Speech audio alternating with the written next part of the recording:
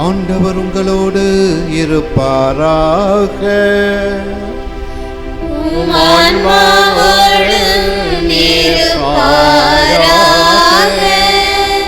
யோவான் எழுதிய தூய நற்செய்தியிலிருந்து வாசகம்.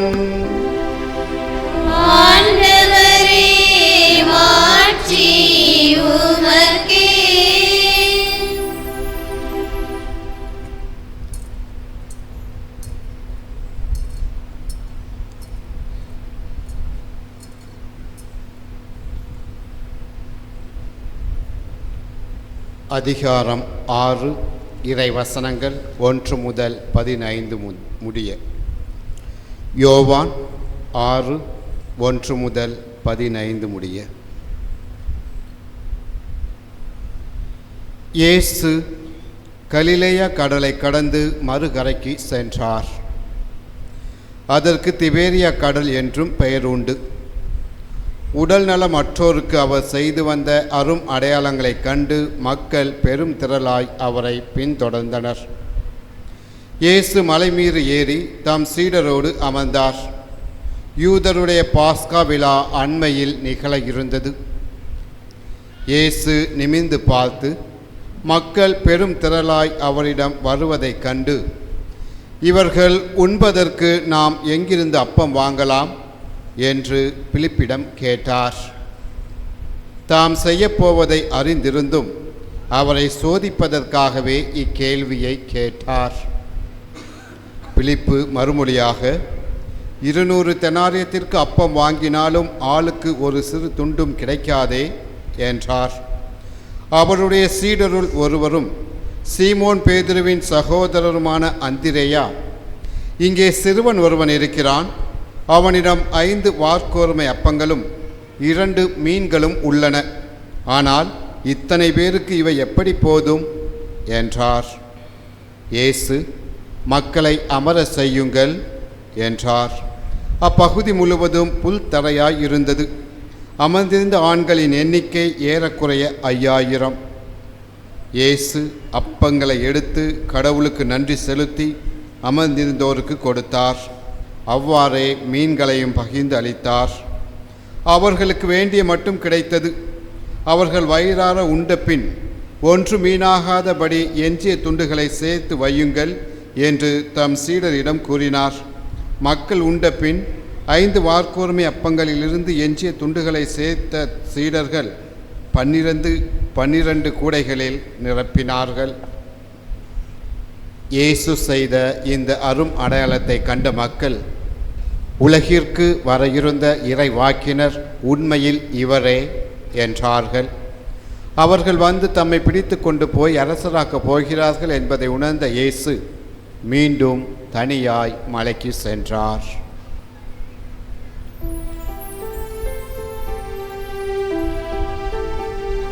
ஆண்டவரின் அருள் வாக்கு.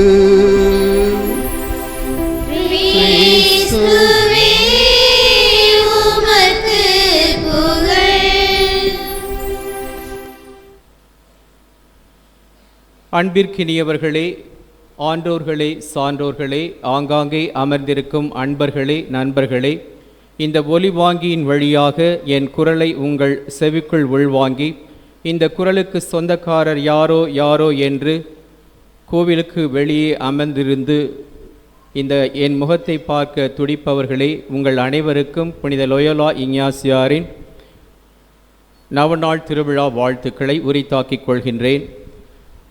நம்ம எல்லாம் யதார்த்தமாக பேசுவோம், அப்போ தான் பதார்த்தமாக இருக்கும். பொதுவாகவே நான் பிரசங்கம் கொடுப்பதை யாரும் வீடியோ எடுப்பதில்லை, ஆனால் அண்ணன் எடுத்து கொண்டிருக்கின்றார். அப்படின்னா என்ன அர்த்தம்னா, இந்த பிரசங்கத்தை நீ இன்னொரு இடத்துல சொல்லு, பார்த்துக்கிறேன் அப்படின்னு அவர் மறைமுகமாக எனக்கு ஒரு தகவல் கொடுக்கின்றார். 10 வருடங்களுக்கு முன்னால் எனக்கு ஞாபகம் இருக்குது, இவர் பழைய கோவிலில் வீடியோ எடுத்தார். அது எங்கே போச்சுன்னு எனக்கு தெரியாது. அதுபோல இதுவும் போனால் ரொம்ப நல்லா இருக்கும். ஏன்னா நான் இதை வச்சு இன்னும் 4 இடத்துல உருட்டலாம் இல்லையா, அதுக்காகத்தான். யதார்த்தமாக பேசுவோம், அப்போதுதான் பதார்த்தமாக இருக்கும். நாம் சிந்தித்த கருத்துக்களையும் சேமித்த கருத்துக்களையும் மற்றவர்களோடு பகிர வேண்டும். சேமித்த கருத்துக்கள் சிந்திக்க தூண்ட வேண்டும், சிந்தித்த கருத்துக்கள் சேமிக்க தூண்ட வேண்டும். அதனால் நம்ம எல்லாரும் என்ன செய்வோம்னா, கொஞ்சம் யதார்த்தமாக பேசுவோம். நாம் ஒரு இடத்தில் உரையாற்றும் பொழுது புரிந்து கொண்டு பேச வேண்டும், புரியும்படி பேச வேண்டும், பொருத்தமாக பேச வேண்டும். இந்த சொல்லாடல்களை மாற்றிவிட்டு நான் இப்போ எப்படி தெரியுமா சொல்கிறது, கேட்கும்படி சொல்ல வேண்டும், கேட்பவர்களுக்கு சொல்ல வேண்டும், கேளாத செய்தியை சொல்ல வேண்டும் அப்படின்ற ஒரு முடிவு பண்ணி தான் நான் இங்கே வந்திருக்கிறேன். பாருங்கள், இது ஆடி மாதம், நல்ல காற்று நம்மளை வருடுகின்றது. சித்திரை சீரும் வைகாசி வாய் திறக்கும், ஆடி ஆடும் ஆடி அதிரும், ஆவணிதான் அமரும். ஆவணி மாதம் தான் அமைதியாக இருப்பாங்க. எப்போ ஆவணி வர்றது, நான் எப்போ பிரசங்கத்தை தொடங்குறது? அதனால் நான் இப்பயே சொல்ல ஆரம்பித்து விடுகிறேன். கூலிக்காரன் மேற்கே பார்ப்பான், கூத்தாடிக்காரன் கிழக்கே பார்ப்பான். கூலிக்காரன் ஏன் மேற்கே பார்க்கிறான் அப்படின்னம்னா, அந்த காலத்தில் கடிகாரம் கிடையாது, அதாவது மணிக்கூடு கிடையாது. அதனால் எப்படா சூரியன் மறையும் என்று அவன் மேற்கே பார்ப்பான். கூத்தாடிக்காரன் கிழக்கே பார்ப்பான், கூத்துக்களை காண்பித்துவிட்டு எப்போது சூரியன் உதிக்கும் என்று அவன் கிழக்கே பார்ப்பான். கூலிக்காரன் மேற்கே பார்ப்பான், கூத்தாடிக்காரன் கிழக்கே பார்ப்பான். நீங்கள் எல்லாரும் என்னையை பார்த்துக்கிட்டு இருக்கிறீங்க, நான் அந்த கடிகாரத்தை பார்க்குறேன், ஒரு பக்கமும் கடிகாரத்தை காணாம். ஏன்னா பூசத்தோட நம்ம திருப்பலி தொடங்கும் போதே 7:30 ஆகிடுச்சு. எனக்கு சிலர் சொல்கிறதெல்லாம் கேட்டுச்சு, என்னடி கரகமாக இருக்குது, 7 மணி பூசை 7:30க்கு தொடங்குறாங்களே அப்படின்றது எனக்கு கேட்டுச்சு. அதனால் நான் சொல்கிறேன், நான் கொஞ்சம் நேரம் பிரசங்கத்தை எடுத்தால் நீங்கள் மன்னிக்கணும். அண்ணன், நான் இப்படி பேசுகிறதெல்லாம் நீங்கள் கட் பண்ணி காப்பி பண்ணி பேஸ்ட் பண்ணிவிடுங்க, வெட்டி கட் பண்ணி ஒட்டிடுங்க. நான் இந்த மாதிரி யதார்த்தமாலாம் நிறைய பேசுவேன். அதாவது லூக்காஸ் நற்செய்தி 4ஆம் அதிகாரம் 18 நம்ம வாசிக்கிறோம். அவர் எசாயாவின் ஏட்டுச்சுருளை வாசித்து முடித்தவுடனே ஏவலரிடம் கொடுத்துவிட்டு அமர்வார். ஏவலர் யார் தெரியுமா? இந்த பீடச் சிறுவர்கள் தான். அவர் அமரும் பொழுது அனைவருடைய கண்களும் அவரையே உற்று பார்த்து கொண்டிருந்தன. எதற்கு தெரியுமா? 2 காரணம். அவர் வாசித்தது எபிரேய மொழி, மக்கள் பேசி கொண்டிருந்தது அரமைக்கு மொழி. அதனால் அவர் என்ன வாசித்தார்னு புரியலை. 2வது என்ன அப்படின்னு பார்த்தீங்கன்னா, அவருடைய பேச்சில் படைப்பாற்றல் இருந்தது. அதனால் அடுத்து என்ன சொல்ல போகிறாருன்னு ரொம்ப ஆவலோடு காத்து கொண்டிருந்தார்கள். இப்போ அதையே நான் இங்கே உங்களுக்கு சொல்லணும்னா, இங்கே வாசித்ததெல்லாம் நல்லா புரிஞ்சிச்சு. இப்போ நான் பேசுகிறது உங்களுக்கு புரியுது. உங்களுக்கு பிரசங்கம் தேவையா அப்படின்னு ஒரு கேள்வியை கேட்டால் உங்கள்கிட்ட இருந்து என்ன பதில் வரும்? அதெல்லாம் சரிதான் சாமி, நீங்கள் சீக்கிரமாக முடிங்க, எங்களுக்கு வயிறு பசிக்குது அப்படின்னு சொல்கிற உங்கள் வாய்ஸ் தான் எனக்கு கேட்குது. பாருங்கள், இந்த வாசத்தை பற்றி சுருக்கமாக சொல்லணும்னா என்ன தெரியுமா? உண்பது நாழி, உடுப்பது 2, உறைவிடம் 1. அதாவது ஒரு மனிதனுக்கு தேவை என்னவென்றால் 3 நேர உணவு, 2 உடை, மேலாடை கீழாடை, பிறகு படுப்பதற்கு ஒரு இடம். அரசனாக இருந்தாலும் ஆண்டியாக இருந்தாலும் இது 3ம் தான் தேவை. ஆனால் இந்த 3லேயே மிக அத்தியாவசியமானது என்ன அப்படின்னு பார்த்தீங்கன்னா இந்த உணவு. அதனால தான் ஆண்டவர் என்ன செய்கிறார்? இருப்பவர்கள் இல்லாதவர்களோடு பகிர வேண்டும் என்று கூறி அந்த சிறுவனிடமிருந்து வாங்கி மற்றவர்களுக்கு பழகி பெருகி எல்லாரையும் வயிறு நிறைய சாப்பிட வைத்து அனுப்புகின்றார். அப்போ பகிரும்போது நாம் நிறைவு பெறுகிறோம், பதுக்கும்போது நாம் குறைவு பெறுகிறோம். இன்றைக்கு பகிராக்குறையா பற்றாக்குறையா என்றால் பகிராக்குறைதான். அதற்கு காரணம் இருப்பவர்களுக்கெல்லாம் யானை பசி, இன்னும் சேர்க்க வேண்டும் என்று. ஆகவே அவர்கள் கொடுப்பதில்லை. ஆனால் இந்த நல்ல நாளில் பாருங்கள், இன்றைக்கு நமக்கு திருப்பலிக்கு பிறகு அன்னதானம் வழங்கப்படும். அனைவரும் வயிறார உண்டு. அன்று எவ்வாறு ஆண்டவரிடமிருந்து விட்டு சென்றார்களோ அதே போல நீங்களும் செல்ல வேண்டும் என்பதற்காகத்தான் இங்கே பூசைக்கு பின் மேசை. அதெல்லாம் ஞாபகம் வச்சுக்கோங்க. கொஞ்சம் நான் சொல்கிற கருத்துக்களையும் கேட்டுக்கொள்ளுங்கள். இவ்வளவு போதும் இந்த வாசகத்தை பற்றி சொன்னது. அதனால் யாரும் பசியோடு போகக்கூடாது. இன்றைக்கு தலைப்பு என்ன அப்படின்னு பார்த்தீங்கன்னா, என் இல்லம் மக்கள் மன்றாடும் செபவீடு, வாருங்கள் என் இல்லத்திற்கு. அப்படின்னா நம்ம எல்லாரையுமே செபிப்பதற்காக அழைக்கப்படுகின்றார்கள். அப்படின்னா இறை தேடுவதோடு இறையையும் தேட வேண்டும். உச்சரிப்பில் தான் தமிழ் மொழி, எழுத்து வடிவத்தில் அல்ல. அப்போ நம்ம எல்லாரும் இறை தேடுகிறோம். ஒரு நாள் முழுவதும் உழைச்சி சாப்பிட்றதுக்கு, உணவுக்காக உழைக்கின்றோம். ஆனால் எவ்வளவு நேரம் இறையை தேடுகின்றோம்? கடவுளை எவ்வளவு நேரம் தேடுகின்றோம் அப்படின்றதான் இன்றைக்கு ஒரு கேள்வி. 3 கேள்விகள் தான். நாம் எங்கு ஜெபிக்க வேண்டும், எப்படி ஜெபிக்க வேண்டும், யாருக்காக ஜெபிக்க வேண்டும், இந்த கருத்துக்களை எல்லாம் நம்ம மனசில் வச்சுக்கொள்வோம். ஆசிரியர் கேட்கின்றார், மனிதனுக்கும் மாட்டுக்கு என்ன வித்தியாசம்னு கேட்குறார். ஒரு பையன் சொல்கிறான், மனிதன் சோறு சாப்பிடுவான், மாடு புல்லு சாப்பிடும் அப்படின்றான். இன்னொரு பையன் சொல்கிறான், மனிதன் வாயுள்ள ஜீவன், மாடு வாயில்லா ஜீவன் அப்படின்றான். அதுக்கு தான் இவ்வளோ பெரிய வாய் இருக்குதே, நல்லா முக்குளிச்சு தவிடெல்லாம் புண்ணாக்கெல்லாம் எடுத்து சாப்பிடுமே அப்படின்றாரு இன்னொருத்தர். ஆனால் இதற்கு பதில் சாக்ரட்டிஸ் என்ற தத்துவ ஞானி என்ன சொல்கிறார் என்றால், மாடு தன்னை மட்டுமே கவலைப்படும், தன்னை பற்றி மட்டுமே கவலைப்படும். ஆனால் மனிதன் மற்றவனை பற்றியும் கரிசனை கொள்வார், கவலைப்படுவார். அவர்களுக்கும் வேண்டுமே என்று நினைப்பார். அதுதான் இந்த ஜெபம். மாடு ஏன் வாயில்லா ஜெபம் என்றால் அது கடவுளை போற்றுவதற்கோ புகழ்வதற்கோ திறன் கிடையாது. ஆனால் மனிதனுக்கு கடவுளை போற்றவும் புகழவும் படைத்ததெல்லாம் படைத்தாய், மனுவுக்காக மனிதனை படைத்தாய், தன்னை வணங்க மட்டுமல்ல தன்னை வழங்கவும் படைத்தாய். ஆக அவர் மற்றவரை பற்றி கவலைப்படுவார். எனவே மனிதன் மாட்டிலிருந்து வேறுபடுகிறான் என்ற ஒரு அழகான செய்தியை கொடுக்கிறார்கள். ஆம், அன்பிற்குரிய சகோதர சகோதரிகளே, நாம் அனைவரும் நமக்காகவும் ஜெபிக்க வேண்டும், மற்றவர்களுக்காகவும் ஜெபிக்க வேண்டும். நாம் எங்கு ஜெபிக்க வேண்டும்? சீக்கிரமாக பாயிண்ட்டுக்கு வந்துடுவோம். முதல்ல உங்கள் மனசெல்லாம் தயார் பண்ணியாச்சு. இப்போ பாயிண்ட்டுக்கு சீக்கிரம் வந்துடணும். இல்லைன்னா வளவளா கொலகொலான்னு போச்சுன்னு வச்சுக்கோங்களேன், அவ்வளோதான். அப்புறம் எனக்கு தான் ஏதாவது ஆபத்து வரும். முதல்ல என்ன தெரியுமா? எங்கு ஜெபிக்க வேண்டும்? உள்ளம் ஒரு கோவில், ஊனுடல் ஓர் ஆலயம், கள்ளப்புலன் அனைத்தும் காணாமழி விளக்கே அப்படின்னு திருமூலர் பாடுகின்றார். உள்ளம் ஒரு கோவில், ஊனுடல் ஓர் ஆலயம். கோவில் எங்கு ஜெபிக்க வேண்டும்? கோவிலுக்கு போய் ஜெபிக்க வேண்டும்.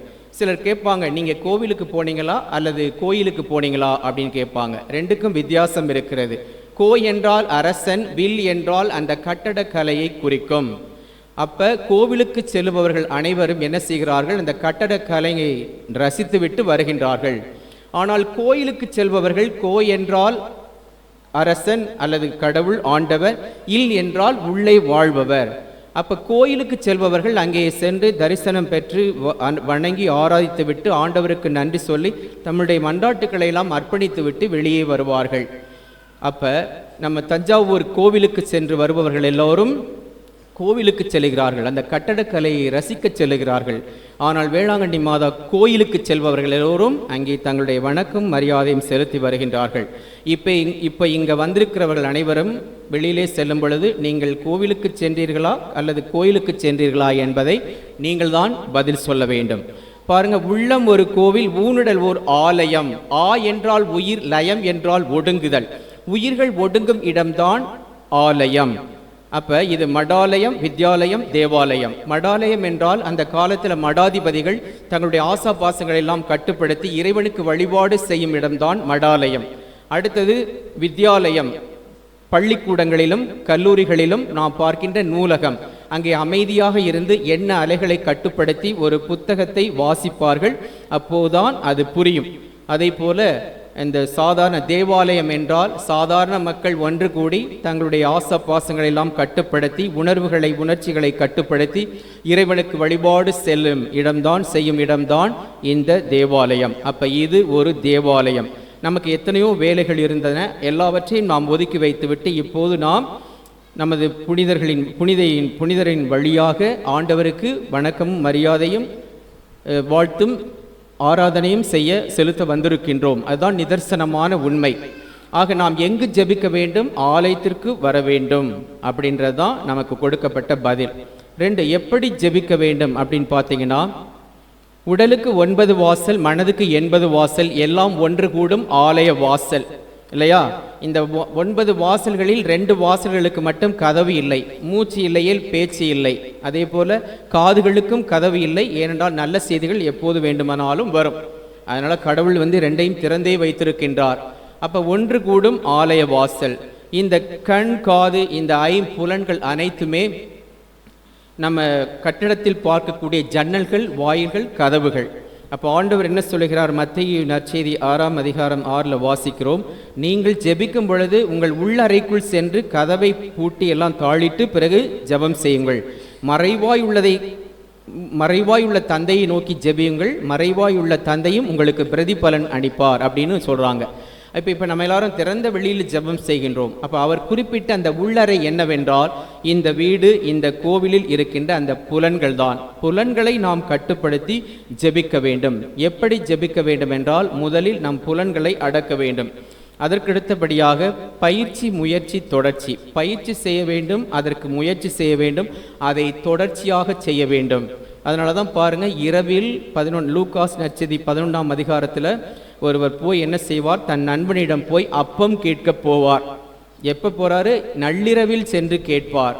அவர் என்ன போய் சொல்றாருன்னு பார்த்தீங்கன்னா, என் நண்பன் என் வீட்டை தேடி வந்திருக்கிறான், எனக்கு கொடுக்கறதுக்கு ஒன்றுமே இல்லை, தயவு செய்து எழுந்து உன்னிடமிருந்து ஏதாவது கொடு அப்படின்னு கேட்பாரு.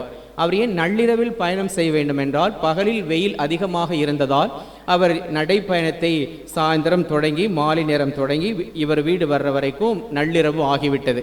அப்போ அவருடைய கதவை அவர் தட்டுகிறார், இவர் போய் இன்னொருத்தர் நண்பருடைய கதவை தட்டுகிறார். அவர் சொல்லிட்டார், லைட்டெல்லாம் ஆஃப் பண்ணியாச்சு, கதவெல்லாம் பூட்டியாச்சு, பிள்ளைகள்லாம் தூங்கியாச்சு, உனக்கு எதுவும் கிடையாது என்றார்.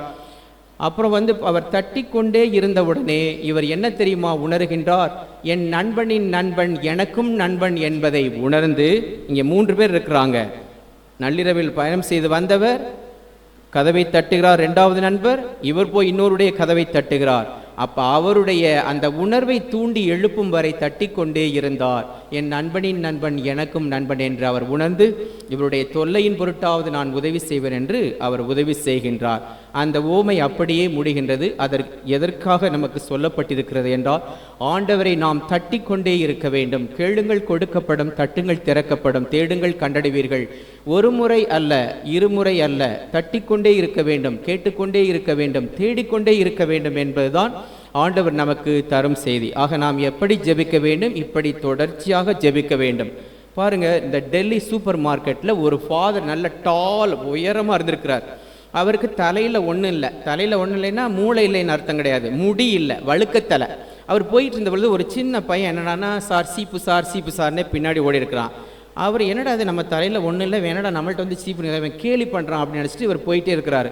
மறுபடியும் சீப்பு சார்னாரு. அவர் குனிஞ்சு சொன்னார், ஏதாவது இருக்கான்னு பார்த்தியா அப்படின்னாரு.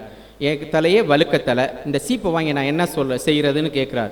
உடனே அவன் என்ன தெரியுமா சொல்கிறான், உங்கள் பொண்டாட்டி பிள்ளைகளுக்கு வாங்கிட்டு போங்கன்றான். சாமியாருக்கு பொண்டாட்டி பிள்ளை இருக்கிறதுக்கு அவனுக்கு தெரியுமா என்ன? அதெல்லாம் விளக்கம் சொல்ல முடியாது. அதெல்லாம் எனக்கு யாரிலையும் போகிறார். மறுபடியும் சீப்பு சார்னு பின்னாடியே ஓடனான். கடைசியில் அவர் தொல்லை தாங்க முடியாமல், எவ்வளோ சீப் அப்படின்னா 5 ரூபாய்னா, 5 ரூபாய்க்கெலாம் யாரா வாங்குறது, ஏற்கனவே எனக்கு தலையும் இல்லை பணமும் இல்லை அப்படின்னு. சரி 2 ரூபாய்க்கு கொடுப்பியான்னு கேட்டவொடனே கொடுத்துட்றேன் அப்படின்ட்டாப்புல. வாங்கிட்டு வந்து அதை டேபிளில் வச்சுட்டு பார்த்துட்டு இவரே தன்னை நகைத்து சிரிக்கின்றார். ஐயோ கடவுளே, முடி இல்லைன்னு தெரிஞ்சோம், பொண்டாட்டி பிள்ளை இல்லைன்னு தெரிஞ்சோம், இவன் விட்டபாடா இல்லையே அப்படின்னு சொல்லிட்டு யோசிச்சுட்டு அப்போ தான் அவர் எழுதுகிறார். என்ன எழுதுகிறாருன்னா, எப்படி சோதோம் குமோராவை காப்பாற்ற ஆபிரகாம் கடவுளிடம் மன்றாடினார். 50 பேர் நீதிமான்கள் இருந்தால் விட்டுருவீங்களா ஆண்டவரே?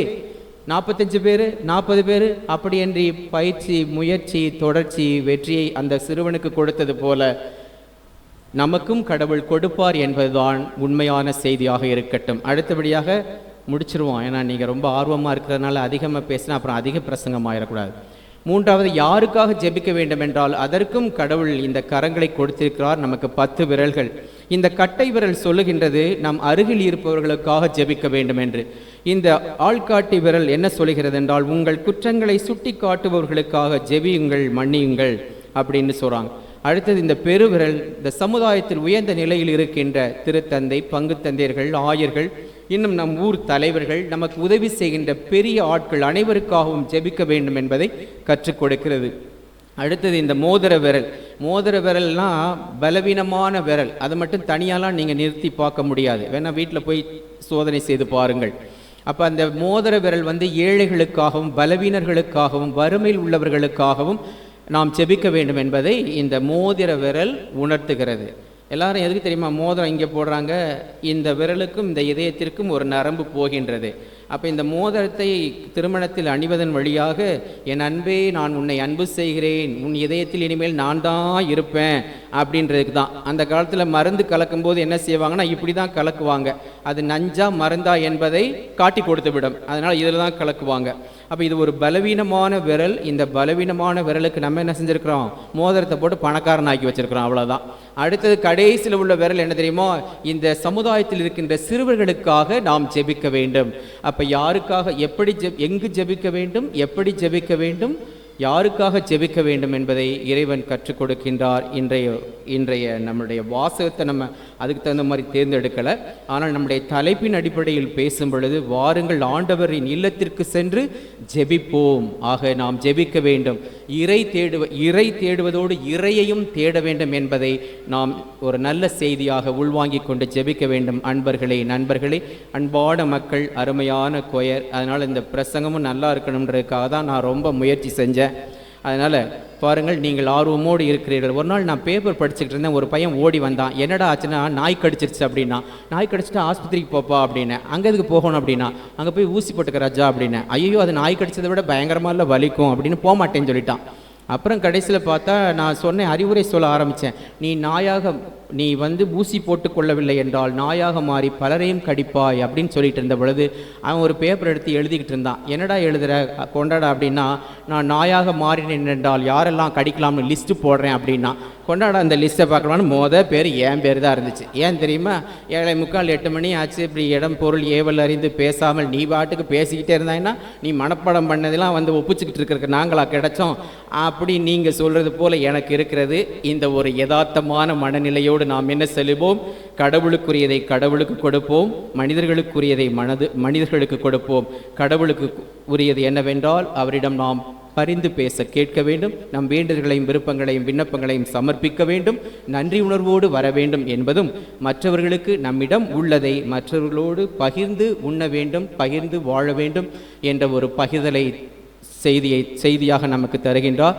எனவே வாசகங்களையும் இன்றைய தலைப்பையும் ஒற்றுமைப்படுத்தி பார்க்கும் பொழுது, அதிகம் இருப்பவர்கள் அதிகம் கொடுப்பார்கள், குறைவாக இருப்பவர்கள் குறைவாக கொடுப்பார்கள், எதுவுமே இல்லாதவர்கள் தன்னை கொடுப்பார்கள், தன் உடனிருப்பை கொடுப்பார்கள் என்ற ஒரு சிந்தனையோடு ஆண்டவர் தன்னிடம் கொடுப்பதற்கு எதுவுமே இல்லை.